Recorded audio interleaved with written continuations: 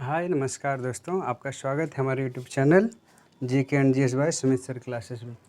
दोस्तों आज हम बात करेंगे भारतीय संविधान के महत्वपूर्ण टॉपिक नागरिकता के बारे में। सिटीजनशिप, हम सब क्या हैं? भारत के नागरिक हैं। तो हम भारतीय संविधान में नागरिकता का उल्लेख कहाँ पर किया गया है, या नागरिकता का अधिकार हमें भारतीय संविधान के किन किन अनुच्छेदों में क्या क्या अधिकार दिए गए हैं, कुछ महत्वपूर्ण प्रश्नों को लेकर हम यहाँ पे आए हैं दोस्तों। तो आइए हम बात करते हैं सिटीजनशिप, नागरिकता। दोस्तों भारतीय संविधान में नागरिकता का उल्लेख भाग 2 में कितने, आपको पता है दोस्तों भारतीय संविधान में कुल कितने भाग हैं? 22 भाग हैं। कितने भाग हैं दोस्तों? 22 भाग। अनुसूचियाँ कितनी हैं? 12, जबकि मूल अनुसूचियाँ कितनी थी? 8 अनुसूचियाँ थी। तो 22 भागों में भाग 2 में नागरिकता का उल्लेख है। और किस अनुच्छेद से लेकर किस अनुच्छेद तक नागरिकता का वर्णन किया गया है दोस्तों, ये प्रश्न भी आपका बनता है। तो अनुच्छेद 5 से लेकर 11 तक, किस अनुच्छेद से किस अनुच्छेद तक? अनुच्छेद 5 से लेकर 11 तक नागरिकता का उल्लेख भारतीय संविधान में किया गया है। आइए बात करते हैं 5 में क्या कहा गया है दोस्तों। 5 में ये कहा गया है कि संविधान के प्रारंभ पर नागरिकता, मतलब संविधान का जब प्रारंभ हुआ उस पर नागरिकता का क्या प्रावधान किया गया, तो उसके बाद उल्लेख किया गया अगले क्षण में। तो आगे बताया गया कि अनुच्छेद 6 में क्या अधिकार दिया गया है नागरिकता को लेके। अनुच्छेद 6 में दोस्तों ये कहा गया है कि पाकिस्तान से भारत को प्रव्रजन, मतलब पाकिस्तान से भारत को जो प्रव्रजन करेंगे, ठीक है ना, प्रव्रजन मतलब आने वाले, ठीक है ना, प्रस्थान करेंगे, आगमन करेंगे, पाकिस्तान से भारत को आवर्जन करने वाले कुछ व्यक्तियों को नागरिकता का अधिकार, मतलब जो भी पाकिस्तान से भारत आएंगे उन व्यक्तियों के बारे में नागरिकता का अधिकार है, या उन व्यक्तियों को नागरिकता का अधिकार है। और अनुच्छेद 7 में क्या कहा गया है? अनुच्छेद 7 में ये कहा गया है कि पाकिस्तान को, मतलब पाकिस्तान को प्रव्रजन करने वाले कुछ व्यक्तियों को नागरिकता का अधिकार, मतलब अनुच्छेद 6 में तो ये कहा गया कि पाकिस्तान से भारत आने वालों को नागरिकता का अधिकार, और अगले अनुच्छेद में क्या कहा गया? अनुच्छेद 7 में कि पाकिस्तान को, मतलब भारत से पाकिस्तान को जो जाएंगे या प्रव्रजन करेंगे उन व्यक्तियों को कुछ नागरिकता का अधिकार दिया गया है। आइए बात करते हैं अनुच्छेद 8। किस अनुच्छेद के बारे में दोस्तों? अनुच्छेद 8। अनुच्छेद 8 में ये कहा गया है कि भारत के बाहर रहने वाले भारतीयों, भारत के बाहर रहने वाले भारतीय मूल के, कैसे? भारतीय मूल के कुछ व्यक्तियों को, भारत के बाहर रहने वाले भारतीय मूल के कुछ व्यक्तियों को नागरिकता का अधिकार, मतलब आप जानते हैं दोस्तों क्या मनाया जाता है 9 जनवरी को? राष्ट्रीय प्रवासी दिवस। राष्ट्रीय प्रवासी दिवस का मतलब है दोस्तों, प्रवासी उन्हें कहा जाता है जो भी व्यक्ति भारत में जन्मा हो, या उनकी कोई न कोई पीढ़ी, उनके दादा या पापा जन्मे हों भारत में, और उनका लड़का अन्य देश में रोजी रोटी के लिए रह रहा हो अन्य देश में, और वह जब भी भारत को वापस आए, अपने देश वापस आए, तो ऐसे नागरिकों को क्या कहते हैं? भारतीय मूल के, ठीक है ना, उन्हें प्रवासी कहते हैं। तो भारतीय मूल मतलब भारत की मूलता उनकी कहाँ पे हो? भारतीय हो, बाकी वो रहे चाहे जहाँ। तो भारतीय मूल के कुछ व्यक्तियों को नागरिकता का अधिकार अनुच्छेद 8 में दिया गया है। आइए बात करते हैं अनुच्छेद 9।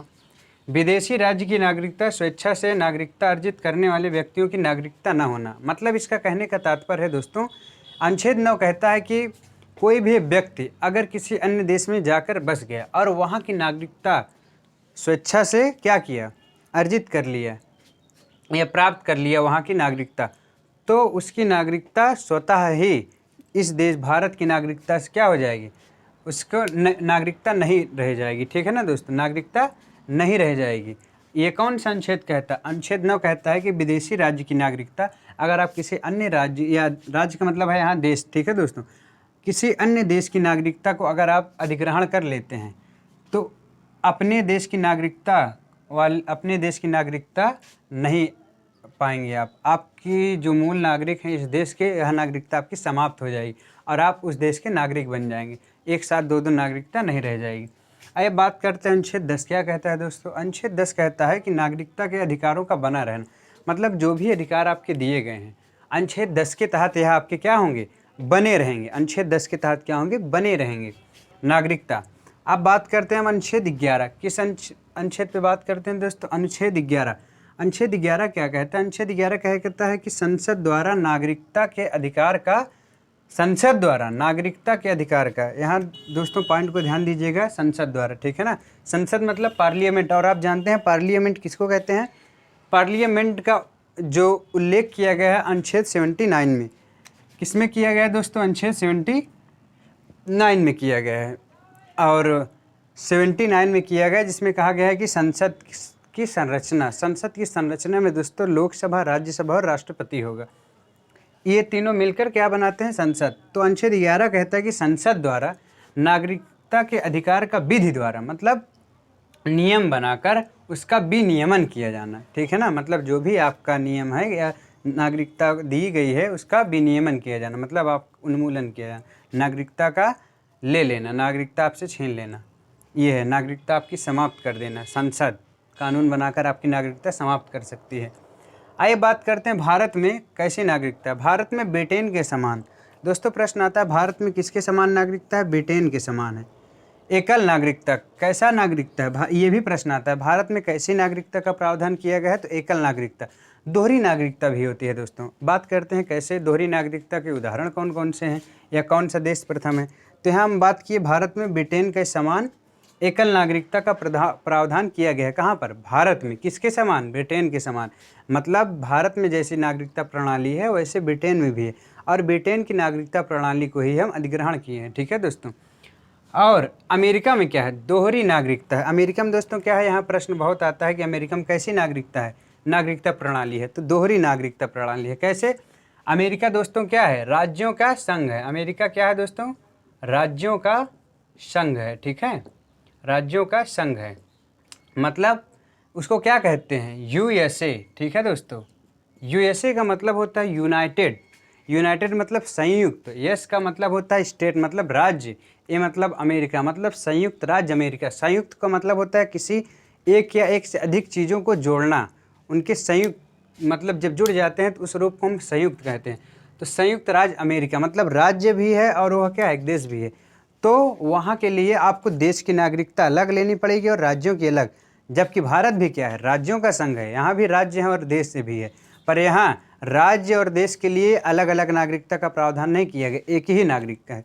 अगर आप किसी गांव में पैदा हो या किसी भी राज्य में पैदा हो, आप किसी भी राज्य में जाइए, आप पूरे देश के नागरिक माने जाएंगे, ठीक है दोस्तों। इसका मतलब दोहरी नागरिकता का मतलब ये होता है। आइए बात करते हैं अनुच्छेद 11। अनुच्छेद 11 फिर से दोस्तों ये कहता है कि इसके अंतर्गत संसद को विधि बनाने की शक्ति दी गई है। मतलब अनुच्छेद 11 के तहत क्या है, विधि बनाने की शक्ति दी गई है, किसको, संसद को, जिसके तहत संसद द्वारा भारतीय नागरिकता अधिनियम 1955, मतलब अनुच्छेद 11 के तहत ही भारतीय नागरिकता अधिनियम 1955 पारित किया गया है। और इस अधिनियम में वर्ष 1986, 1992, 2003, 2005, 2015 में संशोधन किया गया है। और यह अधिनियम वर्तमान भारतीय नागरिकता प्रावधान करता है। क्या, वर्तमान जो भारतीय नागरिकता का प्रावधान है इसी अधिनियम द्वारा ही किया गया। इस अधिनियम द्वारा भारतीय नागरिकता 5 प्रकार से प्राप्त की जा सकती है। यही 1955 के अधिनियम में ही वर्णन किया गया है कि भारतीय नागरिकता को पाने के लिए 5 प्रकार का वर्णन किया गया है, ठीक है। 5 प्रकार से भारतीय नागरिकता को आप अर्जित कर सकते हैं, पा सकते हैं, जो निम्नलिखित है। आइए बात करते हैं कौन कौन सी। एक तो आप जन्म से मतलब बाई बर्थ, जन्म के द्वारा आप भारत के नागरिक हो सकते हैं। दूसरा वंश परंपरा, बाई डिसेंट, ठीक है दोस्तों, बाई डिसेंट। तो बाई डिसेंट मतलब वंश परंपरा, मतलब आपकी कोई आपके मान लीजिए आपकी एक आध दो पीढ़ी इस देश में जन्मी हो, आप कहीं और रह रहे हैं, अगर आप आए हैं तो आपको मतलब नागरिकता मिल जाएगी, ठीक है। आपके वंशज या रहते हो या तो आपके वंशज यहाँ पर कोई ना कोई रहते हो। वंश परंपरा का मतलब यहाँ है कि आपका कोई ना कोई वंशज यहाँ रहते हो। फिर तीसरा क्या है, पंजीकरण, मतलब बाय रजिस्ट्रेशन, मतलब आप रजिस्ट्रेशन के लिए अप्लाई कर, सिटीजनशिप के लिए रजिस्ट्रेशन करवाना पड़ता है आपको, मतलब एक इसके द्वारा। फिर तीसरा है देशीकरण से, ठीक है ना, बाय नेशनलाइजेशन, देशीकरण के द्वारा, ठीक है ना, एक इसके द्वारा। और चौथा है भूमि के अर्जन द्वारा, मतलब अगर आप भूमि खरीद ले रहे हैं, भूमि अर्जित कर ले रहे हैं इस राष्ट्र की, तो उसके बाद भी उस तरीके से भी आप भारतीय नागरिकता को पा सकते हैं। तो ये कुछ भारतीय संविधान में नागरिकता के बारे में वर्णन किया गया है। जो महत्वपूर्ण प्रश्न आपके बनते हैं वो हमने बताने का प्रयास किया है। दोस्तों अगर अच्छा लगे तो चैनल को लाइक, सब्सक्राइब, शेयर ज़रूर करिएगा दोस्तों। ठीक है, मिलते हैं अब अगले वीडियो में। धन्यवाद।